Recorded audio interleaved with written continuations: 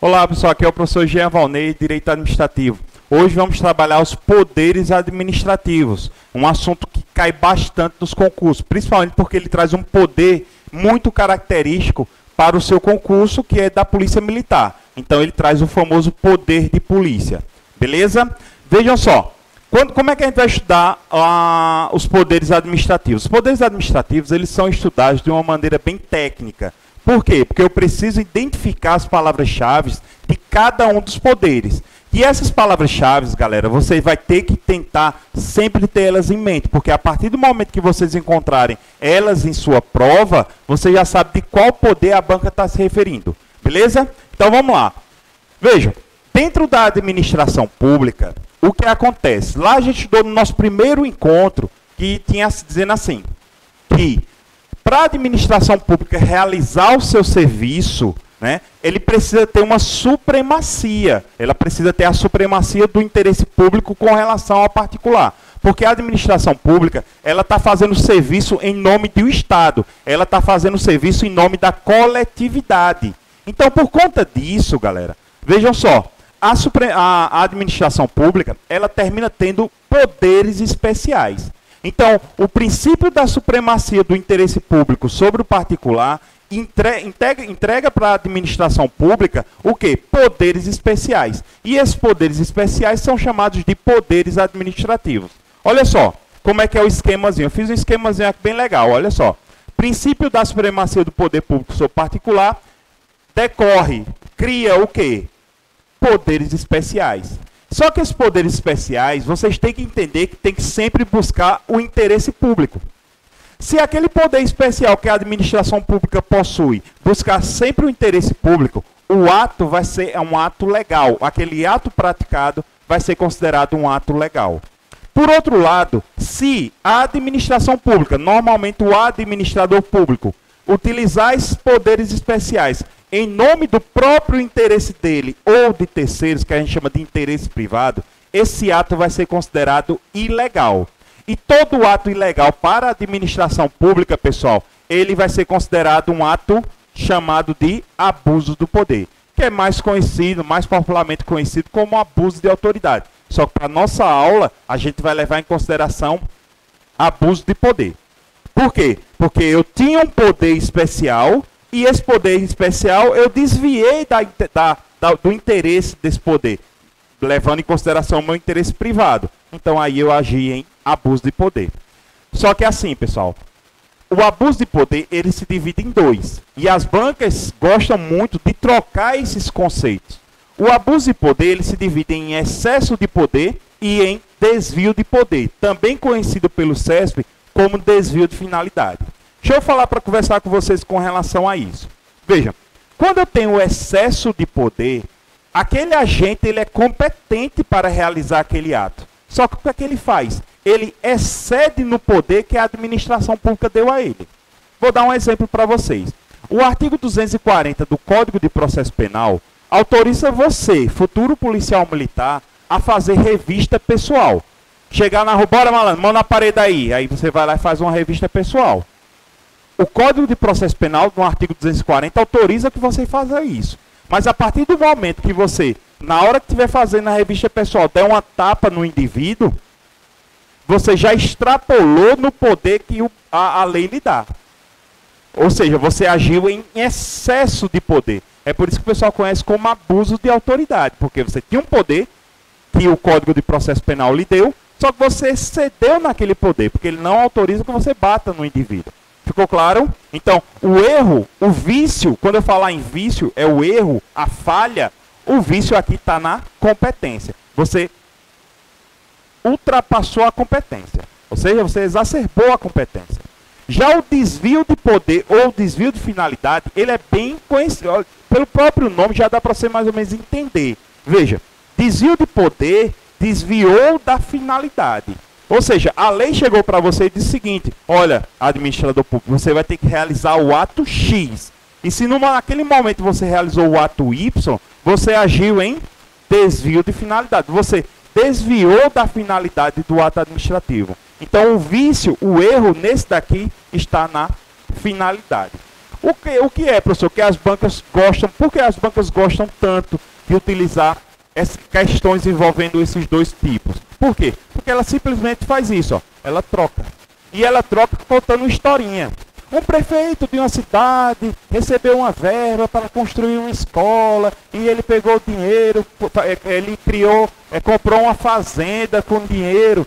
Pô, ela vai dar uma historinha e você vai dizer, opa, o cara ele fez o quê? A lei dizia que ele tinha que fazer uma coisa, ele fez outra. Então ele fez o quê? Mudou a finalidade. Então ele desviou a finalidade. Então as bancas têm o costume de trocar esses dois conceitos. Aí para que você não caia nisso, o que é que você vai fazer? Então, assim, pessoal, o que é que eu vou fazer para a banca não me derrubar nesse tipo de questão? Veja, você vai utilizar essas siglas. Olha só, primeira sigla, CEP. C de competência, né? Competência. E de excesso e P de poder. Então, toda vez que eu relacionar excesso de poder, eu tenho que lembrar de quem? De competência. Já no caso do desvio de poder, é FDP. FDP, mas não é o que você está pensando, é flor de pessoa, certo? Aí veja, no caso de flor de pessoa, você vai fazer o quê? F de finalidade, D de desvio de poder, beleza? Então você toma muito cuidado com relação a isso. Falou em desvio de poder, é finalidade. Falou em excesso de poder, competência, beleza? Vamos ver se vocês entenderam agora. Olha aqui essa questão, ó. O abuso de poder na modalidade desvio de poder, então se foi desviou poder, desviou finalidade, caracteriza pela prática de ato fora dos limites da competência administrativa do agente. Veja, a questão está o quê? Errada. Por quê? Porque ela misturou. Ela falou em desvio de poder e pegou competência. Perceberam a maldade da banca? Ela trocou. Então, quando ela trocou, meu irmão, já sabe que está errado. Beleza? Olha aqui essa outra. O desvio de poder, né, o desvio de poder e o excesso de poder são espécies do poder, né? São espécies de abuso de poder, que podem resultar em quê? Em abuso de autoridade. Questão também tranquila, e foi uma questão do Corpo de Bombeiros daqui de Alagoas, só que foi para o cargo de aspirante. Então, questão certíssima. Beleza, galera? Então, ficou claro, né? Vocês entenderam aí a lógica com relação ao desvio e o abuso de poder.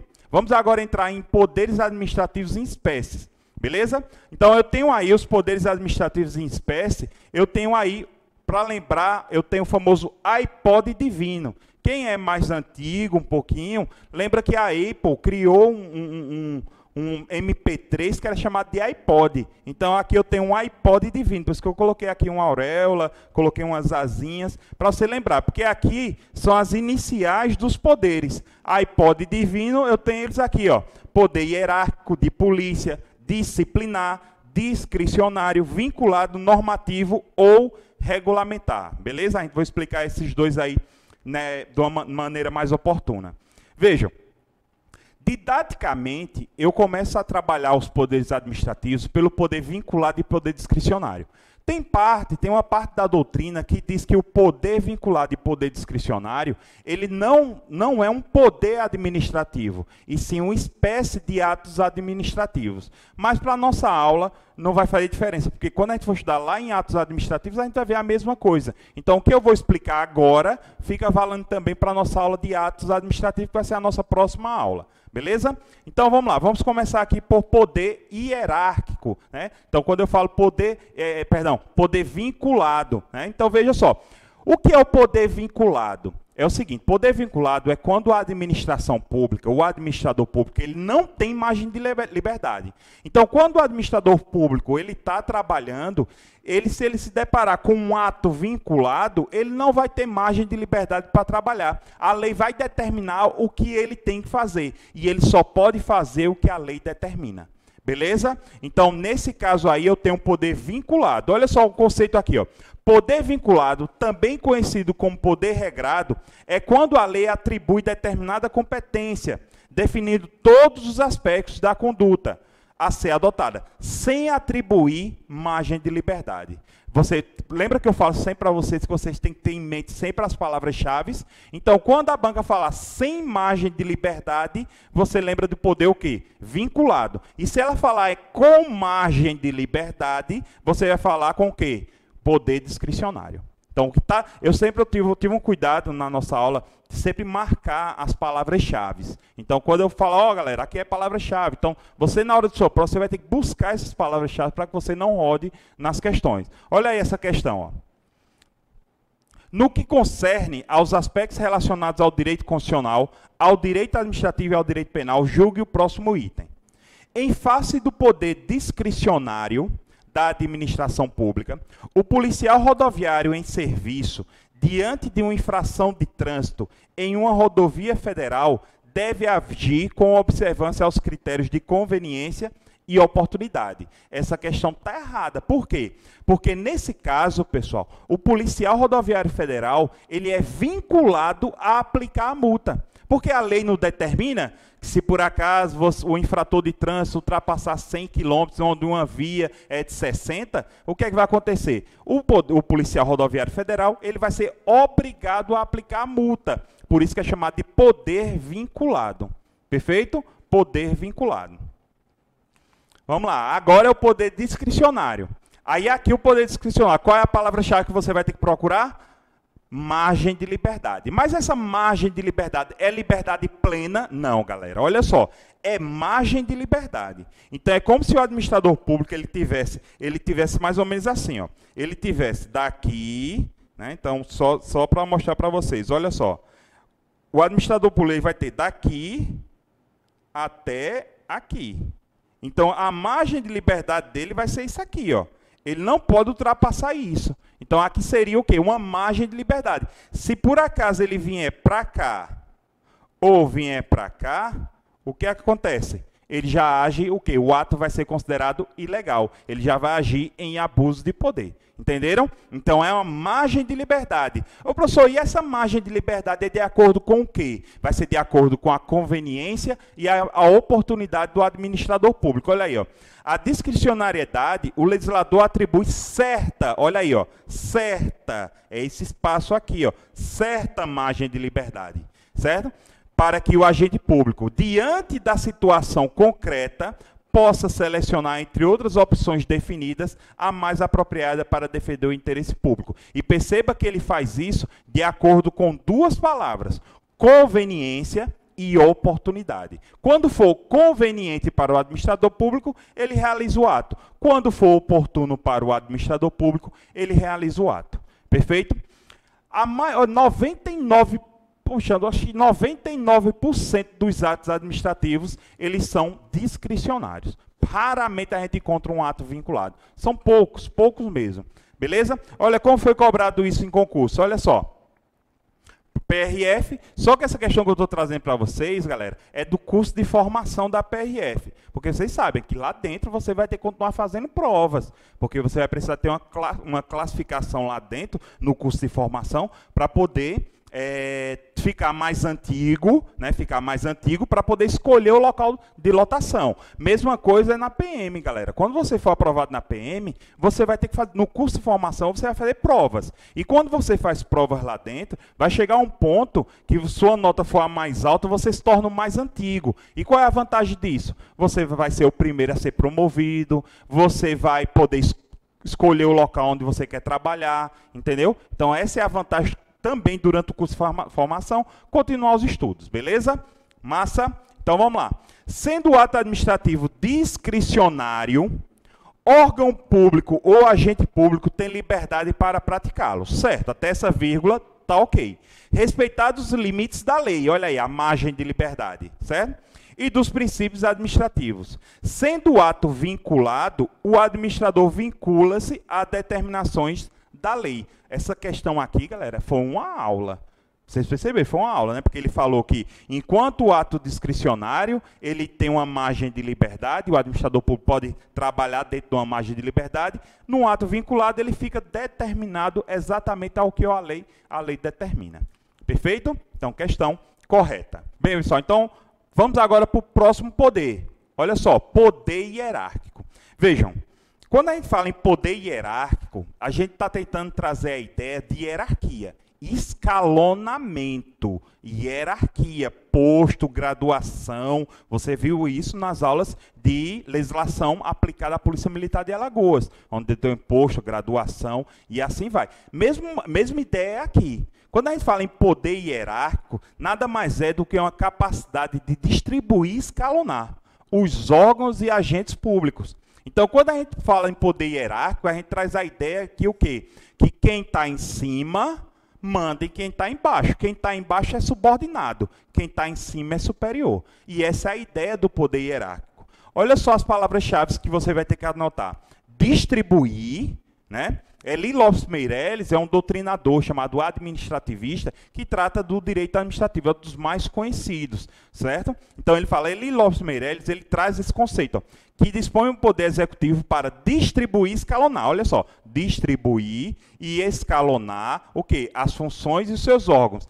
Para quê? Para ordenar e rever a atuação dos seus agentes. Olha só, o poder hierárquico, ele traz essa ideia de rever os atos dos seus agentes.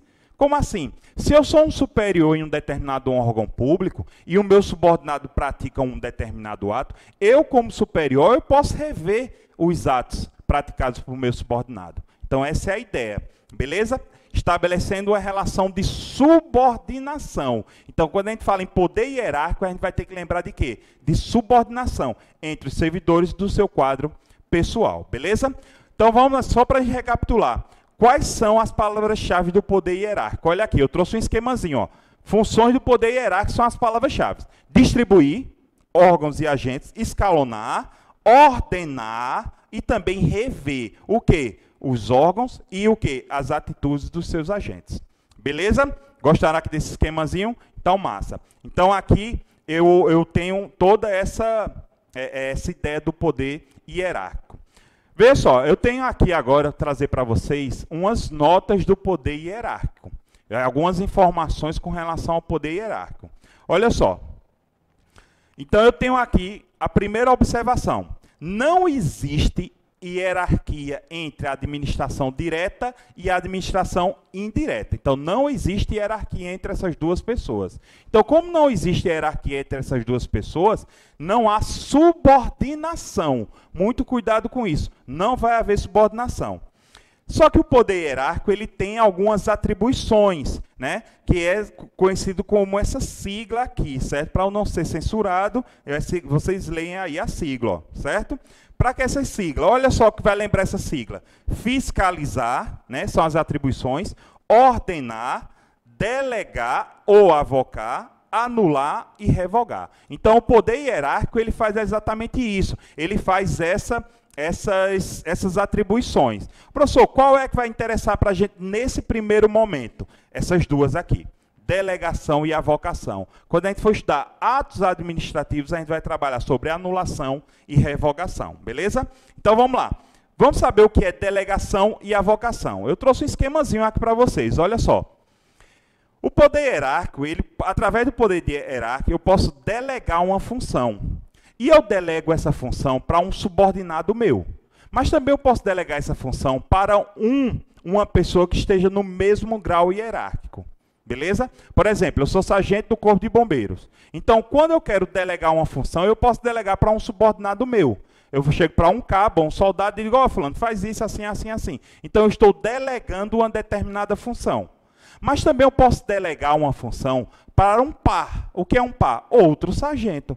Então, quando eu faço isso, eu estou delegando. Então, vocês estão observando aí que o bonequinho é como se estivesse saindo dele o quê? As atribuições. Então, aí eu trago a ideia de delegação. Já a ideia de avocação, galera, é o quê? É quando eu trago para mim aquela competência do meu subordinado. Então, eu só posso avocar, muito cuidado com isso, eu só posso avocar a atribuição do meu subordinado. E outra coisa, isso aqui, galera, é uma medida excepcional. As duas são medidas excepcionais, muito cuidado, e temporários. Então, além de ser excepcionais, são temporárias. Então, ó, perceba que o bonequinho aqui é como se as atribuições tivessem vindo para ele. Beleza? Então, ó, como é que a banca vai cobrar de vocês? A banca vai cobrar dois tipos de delegação e apenas um tipo de avocação. Como assim, professor? Eu tenho a delegação vertical, lembra do exemplo? Eu, terceiro sargento, passo para um terceiro sargento colega meu uma atribuição. Então, aí eu tenho uma delegação horizontal. Já a delegação vertical é quando eu entrego para quê? Para um subordinado meu. Então, quando eu faço isso para um subordinado meu, é exatamente o quê? É uma delegação vertical. Já na avocação, tome cuidado com isso. Na avocação, eu só tenho a avocação vertical, ou seja, eu só posso trazer para mim a competência de um subordinado. Beleza? Muito cuidado com isso, porque isso cai, despenca em concurso e a banca está esperta. Certo, galera? Qual é outra informação que eu tenho que trazer para vocês? Veja, os atos que não podem ser delegados. A gente sabe que, como eu posso fazer delegar e eu posso avocar, tem atos, galera, que eu não posso delegar. Atos são daquela pessoa, né? Daquela pessoa e não pode ser delegada para mais ninguém. Então, para você lembrar, tem um macetezinho. Vocês estão vendo que é tudo relacionado a macete. Ajuda muito na memorização. Aqui eu trago o quê? Uma cenoura. Né? Então, eu tenho aqui uma cenoura. Então, você vai lembrar de quê? Da palavra cenoura. Ah, professor, mas aí está errado. Aqui está cenoura. Então, mas você fala cenoura, não fala cenoura. Você fala cenoura. Então, beleza? Quais são os atos que não podem ser delegados? Olha aí, ó. Atos de competência exclusiva. Como assim? A lei traz alguns atos que só uma determinada pessoa pode praticar. Vou dar um exemplo. O presidente da República tem uma competência exclusiva, que é o quê? Decretar a guerra e celebrar a paz. É só ele que pode fazer isso. Ele não pode delegar para mais ninguém. Atos normativos. Por exemplo, tem alguns atos normativos, como os decretos, que só quem pode fazer é o chefe do executivo. Então, quando eu tenho um ato normativo, ele não posso delegar. O chefe do executivo não pode delegar para um subordinado, para que ele faça o quê? Um decreto. Tem que ser o chefe do executivo. E outra coisa que também não pode ser delegada são os recursos hierárquicos. Como assim, professor? Recursos hierárquicos. É o seguinte, vamos imaginar que na administração pública você entrou com recurso em um determinado órgão. Se esse recurso chegou lá, você entrou com recurso lá e esse recurso foi negado, você tem o direito de recorrer para uma instância superior dentro daquele órgão, o chefe do órgão. Esse chefe do órgão pode devolver, pode delegar para outra pessoa esse recurso? Não, não pode, porque ele, como chefe do órgão, ele é o responsável para decidir sobre esse recurso. Perfeito? Então, aí eu tenho a dica. Atos que não podem ser delegados, só é lembrar de quê? De uma cenoura. Competência exclusiva, atos normativos e recursos hierárquicos. Beleza? Como foi cobrado isso aqui em um concurso? Olha só. O que é que diz aí? No concernente aos princípios, aos poderes e à organização da administração pública, julgue os itens seguintes.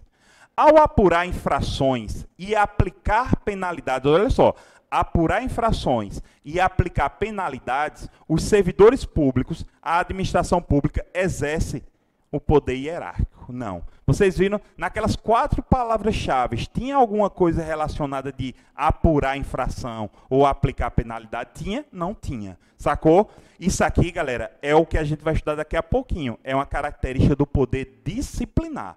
Poder hierárquico e o poder disciplinar são como irmãos. Eles estão ali juntinhos, mas não é a mesma coisa. Beleza?